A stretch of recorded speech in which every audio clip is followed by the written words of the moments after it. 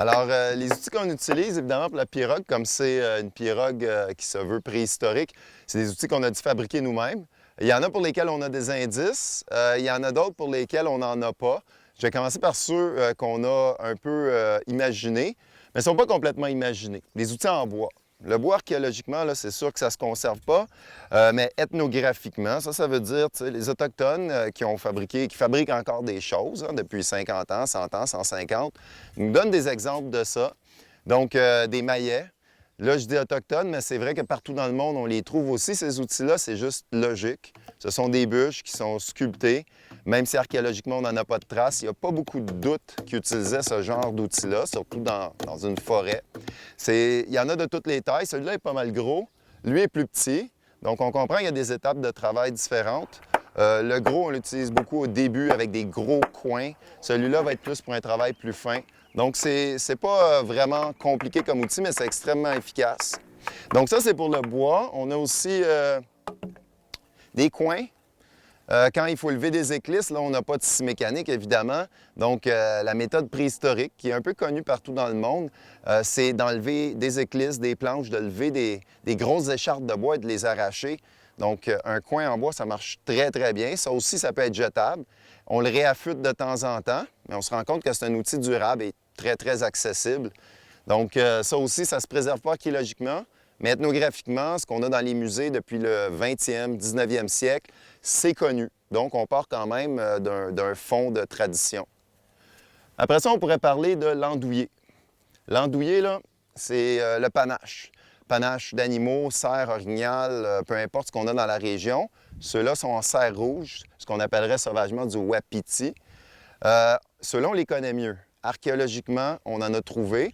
Pas toujours dans la région où on se trouve. Donc, au Québec, des choses comme ça ne se conserve pas très bien. On a un certain climat, le sol n'est pas très accueillant, mais on a des exemples pour la Colombie-Britannique, par exemple, la côte Pacifique, où ils se fabriquaient justement des pirogues.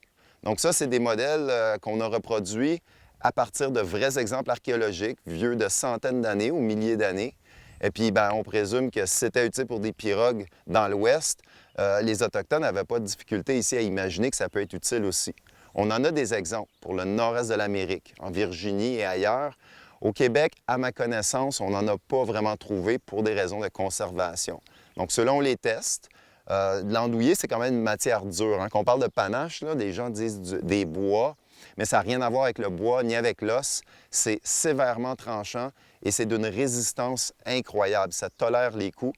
Donc, ça nous a prouvé à date que ça fonctionne très bien. Une bonne partie du travail derrière nous, ça s'est fait avec des outils comme ça, sur lesquels on a frappé avec d'autres outils en bois, donc avec des maillets. Ça, c'est les matières organiques. En archéologie, c'est ce qu'on aime expérimenter parce qu'on ne les trouve pas beaucoup dans les sites archéologiques. Donc, il y a très peu de connaissances sur ce genre d'outils-là, sauf pour leurs usages plus récents.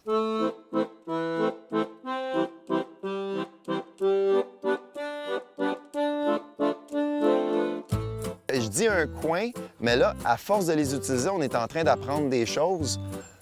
Celui-là, ça serait beaucoup plus un coin. Donc ça rentre dans le bois si le bois est déjà ouvert et ça lève des planches ou des éclisses.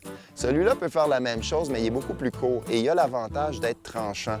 Et comme il est affûté d'un seul côté, on voit la différence là, ça fonctionne beaucoup plus comme une gouge ou un ciseau à bois, dans le sens sculpture du terme.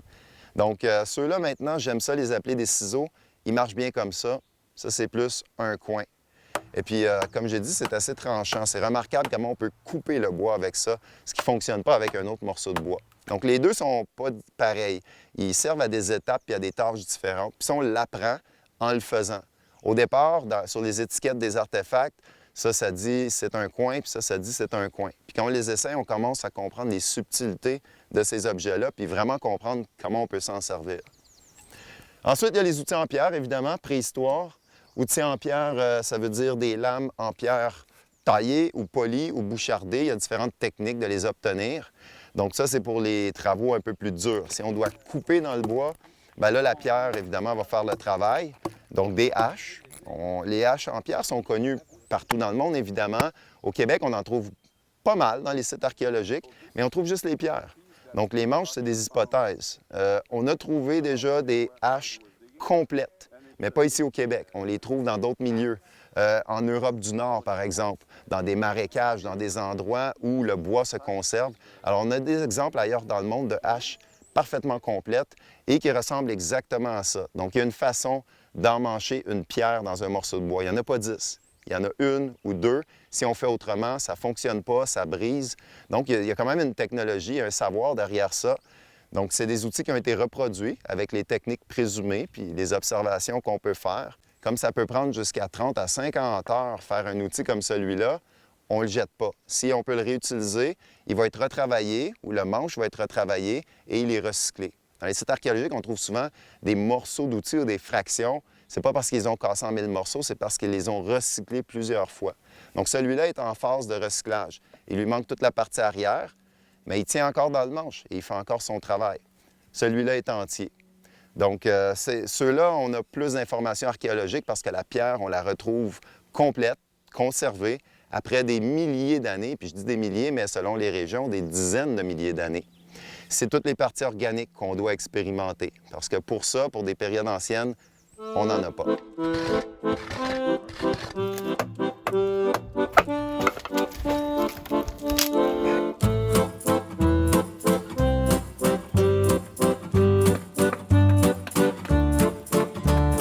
On a appelé ça une gouge herminette. On en trouve pour la période archaïque entre 8000 et 5000 ans, jamais sans les manches. Donc c'est une herminette, c'est-à-dire un outil qui ressemble à une hache avec un biseau décentré. C'est-à-dire que le tranchant, là, il est plus d'un bord. Ça permet de creuser. L'autre côté, c'est une gouge. Même principe, mais c'est arrondi. Comme les gouges modernes des sculpteurs pour creuser dans le bois. Puis ce qui est particulier de ces outils-là, on trouve des gouges et on trouve des herminettes.